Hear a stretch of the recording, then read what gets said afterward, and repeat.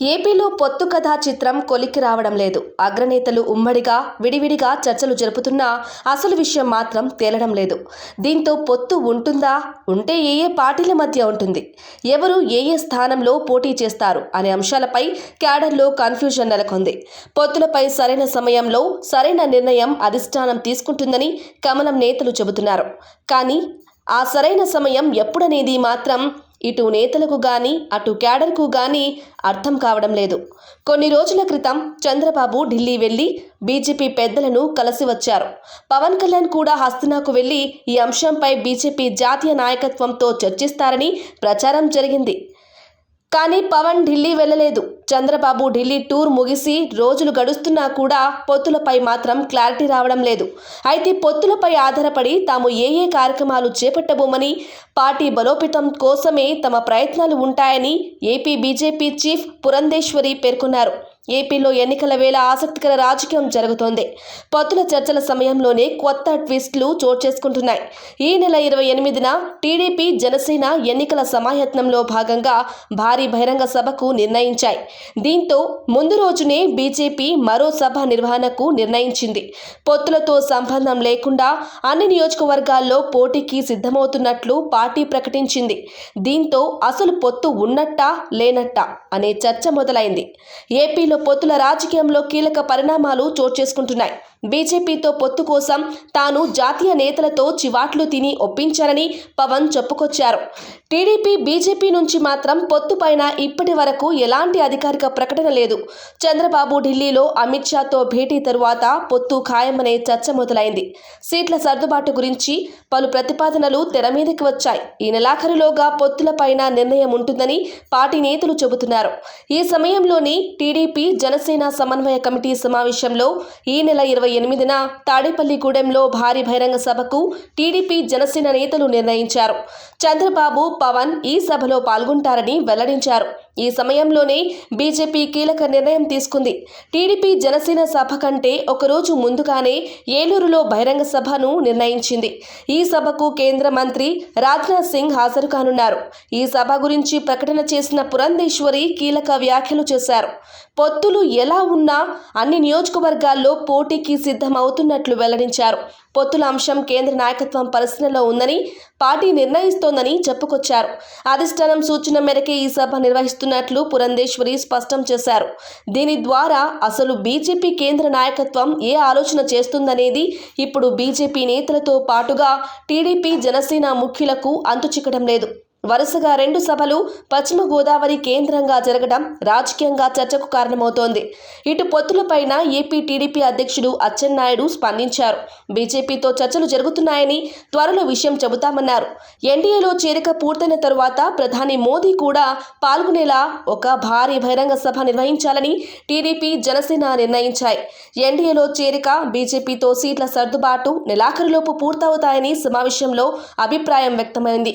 కానీ ఇటు బీజేపీ కేంద్ర నాయకత్వం ఏపీలో అందున గోదావరి జిల్లాలోనే బహిరంగ సభ నిర్వహించాలని పొత్తుల సమయంలో సూచించడం కొత్త సమీకరణాలకు కారణంగా కనిపిస్తోంది. దీంతో పొత్తుల విషయంలో రానున్న రోజుల్లో ఏం జరుగుతుందనే ఆసక్తి రాజకీయంగా నెలకొంది. పొత్తుల వ్యవహారం ఎలా ఉన్నా విశాఖ ఎంపీ స్థానం నుంచి బరిలోకి దిగేందుకు బీజేపీ రాజ్యసభ సభ్యుడు జీవీఎల్ నరసింహారావు జోరుగా ఏర్పాట్లు చేసుకుంటున్నారు. గడిచిన 3 ఏళ్లుగా విశాఖ వేదికగానే ఆయన రాజకీయ కార్యకలాపాలు నిర్వహిస్తున్నారు. పనిచేసే వారికి బీజేపీలో ప్రాధాన్యత ఉంటుందన్న జీవీఎల్ పార్టీ అవకాశం ఇస్తే ఈ విశాఖ నుంచి ఎంపీగా బరిలో దిగుతానని చెబుతున్నారు.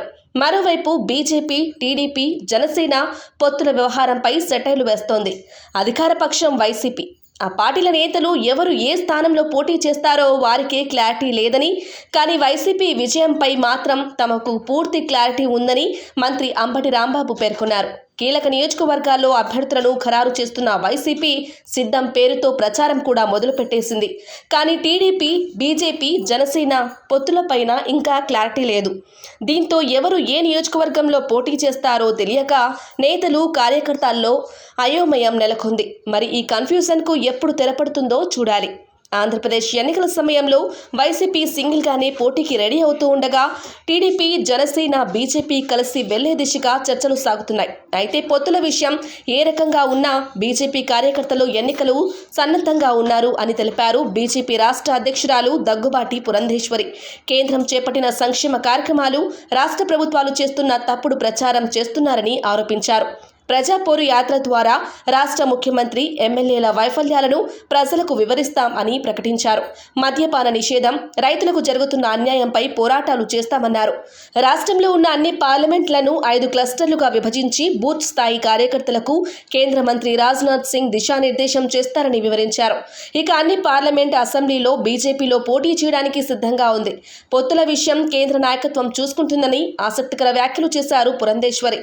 మరోవైపు ఐఏఎస్ అధికారులపై BJP AP chief Purandeswari serious కామెంట్లు చేశారు. ఐఏఎస్, ఐపీఎస్ అధికారులు దేశం పట్ల, ప్రజల పట్ల అంకిత భావంతో పనిచేయాలన్నారు. ఓ రాజకీయ పార్టీకో, పొలిటికల్ లీడర్లకు అధికారులు అనుకూలంగా ఉండకూడదని ఆమె వ్యాఖ్యానించారు.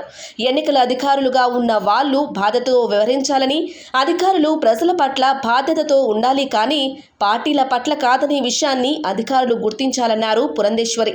తప్పులు చేసే అధికారులు తీరు మార్చుకోకుంటే కేంద్రానికి ఫిర్యాదులు చేస్తామని, ఏపీలో దొంగ ఓట్ల అంశం ఆందోళన కలిగిస్తోందన్నారు. ఇప్పటికే దొంగ ఓట్ల వ్యవహారం కేంద్ర ఎన్నికల సంఘానికి ఫిర్యాదు చేశామని, మా ఫిర్యాదుతోనే ఐఏఎస్ అధికారి గిరీషా సహా ఇతర అధికారులను సస్పెండ్ చేశారని గుర్తు చేశారు. వైసీపీ నేతలు, అధికారులు కుమ్మక్కై ఓటర్ల జాబితాలో అవకతవకలు చేస్తున్నారని, క్రిమినల్ మైండ్ ఉన్న వాళ్లే ఇంత పెద్ద ఎత్తున ఓటర్ల జాబితాలో అవకతవకలు చేయగలరన్నారు అంటూ సంచలన వ్యాఖ్యలు చేశారు పురంధేశ్వరి. అక్కడికి తరలించి ఎవరైతే ఈ ఫేక్ ఓటర్స్ ఉన్నారో వారిని అక్కడికి తీసుకొచ్చి కళ్యాణ మండపాల్లో పెట్టి భోజనాలు పెట్టించి వారి మాధ్యమంగా ఓట్లు వేయించుకున్నటువంటి విషయాన్ని మనం అందరం కూడా చూసాం. ప్రత్యక్షంగా మనం మీడియాలో చూసినటువంటి విషయం. ఇది భారతీయ జనతా పార్టీ కల్పించి చెప్పినటువంటి విషయం కాదు, డైరెక్ట్ మీడియాలో వచ్చినటువంటి విషయమే. కనుక ఈ విషయాలన్నీ కూడా భారతీయ జనతా పార్టీ దృష్టికి వచ్చింది. ఎలా వచ్చింది అనేది అది ఇక్కడ చర్చనీయాంశం కాదు. బట్ మాకు రుజువులతో సహా మా దగ్గరికి వచ్చింది. వచ్చిన తర్వాత నేను అధ్యక్షురాలు అయిన తర్వాత దగ్గర దాన్ని ఒక 2-3 రోజులు దాన్ని క్షుణ్ణంగా పరిశీలించాం.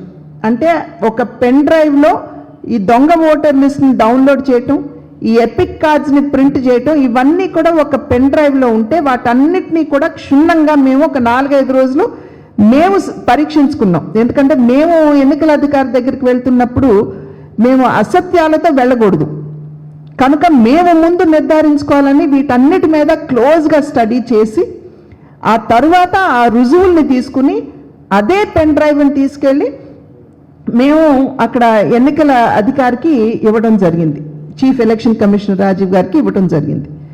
వారు నిర్ఘాంతపోయారు. ఇంత పెద్ద ఎత్తున ఎవరన్నా చేయగలరా అంటే ఎంత క్రిమినలిస్టిక్ మైండ్ ఉంటే ఈ రకంగా ఆలోచించగలరు అని చెప్పి వారైతే నిర్ఘాంతపోవటం జరిగింది. ఆ తర్వాత వారి ఇన్వెస్టిగేషన్ ప్రారంభించారు. ఇన్వెస్టిగేషన్లో భాగంగా వారు అక్కడ ఉన్నటువంటి ఎన్నికల అధికారి అంటే అప్పుడు తిరుపతి మున్సిపల్ కమిషనర్ ఎవరైతే ఉన్నారో వారిని అడిగారు, ప్రశ్నించడం జరిగింది. ఎన్ని ఫామ్ 8s మీ దగ్గరికి వచ్చాయి అంటే ఏదైతే కరెక్షన్ అని చెప్పి మనం అనుకుంటున్నామో, ఇంతకు ముందు మనం చూసాము, ఆ రకంగా ఎన్ని ఫామ్ 8s మీ దగ్గరికి వచ్చాయి అని అడిగినప్పుడు 5,000 వచ్చాయి 5,000 వచ్చాయని చెప్పి వారు సమాధానం ఇవ్వటం జరిగింది. అంటే వెంటనే ఇది ఎలక్షన్ కమిషన్ నిర్ధారించుకుంది. మీరు ఇచ్చే సమాధానం 5,000 కానీ డౌన్లోడ్ చేసింది 35,000. సో 5,000 వస్తే మీరు 35,000 ఎందుకు మీరు డౌన్లోడ్ చేసుకున్నారని వెంటనే గిరీష గారి మీద యాక్షన్ తీసుకోవటం అనేది జరిగింది. అదేవిధంగా పోలీస్ వ్యవస్థను కూడా ఏమన్నా అవకతవకలు జరిగాయి అంటే ఇక్కడ అసలు ఏమీ జరగలేదు, అవకతవకలు అని చెప్పినటువంటి నేపథ్యంలోనే పోలీస్ అధికారుల మీద కూడా యాక్షన్ తీసుకోవటం జరిగినటువంటి నేపథ్యం.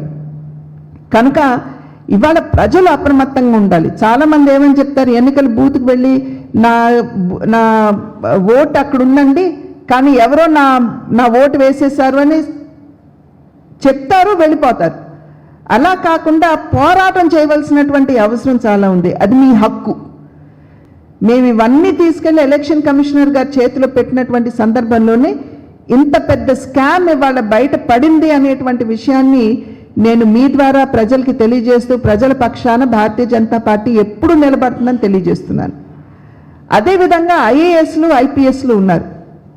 ఐఏఎస్ అంటే ఇండియన్ అడ్మినిస్ట్రేటివ్ సర్వీస్, ఐపీఎస్ అంటే ఇండియన్ పోలీస్ సర్వీస్. మీరు అనుభవించే పదవుల ముందు ఇండియన్ అనేది ఉన్నది కనుక మీ సేవ, మీ బాధ్యత, మీ అంకిత భావం దేశం పట్ల, దేశ ప్రజల పట్ల ఉండాలి. కానీ ఒక రాజకీయ పార్టీయో లేదా ఒక నాయకుడి పట్ల ఉండకూడదు అనేది నేను ఇవాళ ఈ ప్రెస్ కాన్ఫరెన్స్ మాధ్యమంగా నేను తెలియజేస్తున్నాను. ఎందుకంటే అధికారులు కుమ్మక్కవుతున్నది మనం ఈ ఎపిసోడ్ ఏదైతే ఉందో, ఈ అంశం ఏదైతే ఉందో దీనిలో మనకి బాగా స్పష్టంగా అర్థమైనటువంటి విషయం.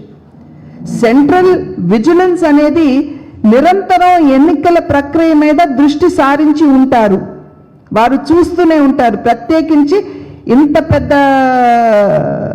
అవినీతి ఇక్కడ ఓటర్స్ లిస్ట్ స్కామ్ జరిగినప్పుడు, ఓటర్ స్కామ్ జరిగినప్పుడు ఖచ్చితంగా మన రాష్ట్రం మీద సెంట్రల్ విజిలెన్స్ వారు మరింత క్లోజ్గా వాచ్ చేస్తూ ఉంటారు, చూస్తూ ఉంటారు, పరీక్షిస్తూ ఉంటారు. కనుక ఆ నేపథ్యంలో అధికారులు ఎవరైతే ఉన్నారు, చీఫ్ ఎలక్షన్ కమిషన్ ఎవరైతే ఇక్కడ ఎలక్షన్ అధికారులుగా రాష్ట్రంలో నియామకం చేస్తుందో, అటు కలెక్టర్లు కావచ్చు, ఆర్డీఓలు కావచ్చు, లేకపోతే ఆ స్థాయి వారు కావచ్చు, మీ బాధ్యత ఈ రాష్ట్ర ప్రజల పట్ల అనేటువంటి విషయం మీరు ఇక్కడ గమనించాలి. అంతేగాని ఒక పార్టీకో నాయకుల పట్ల కాకుండా రాష్ట్ర ప్రజలకి మీరు సేవ చేయవలసినటువంటి బాధ్యత మీ మీద ఉన్నది. You are Indian administrative service లేదా ఇండియన్ పోలీస్ సర్వీస్ కనుక ప్రజల పట్ల మీరు సేవ చేయవలసినటువంటి బాధ్యత మీ మీద ఉన్నది. అలా కాకపోయినట్లయితే ఖచ్చితంగా ఇవాళ ఏ రకంగా ఈ ఎలక్షన్ కమిషన్ చర్యలు చేపట్టిందో భారతీయ జనతా పార్టీ మాత్రం వదలదు. ఖచ్చితంగా ఇటువంటిది కనుక ఈ ఎలక్షన్ జరిగితే మేము దాన్ని గట్టిగా తీసుకుని దాన్ని పైకి తీసుకుని వెళ్ళి చర్యలు తీసుకునే విధంగా మేము కార్యక్రమాన్ని చేపడతామని చెప్పి మీ అందరికీ కూడా నేను తెలియజేస్తున్నటువంటి విషయం.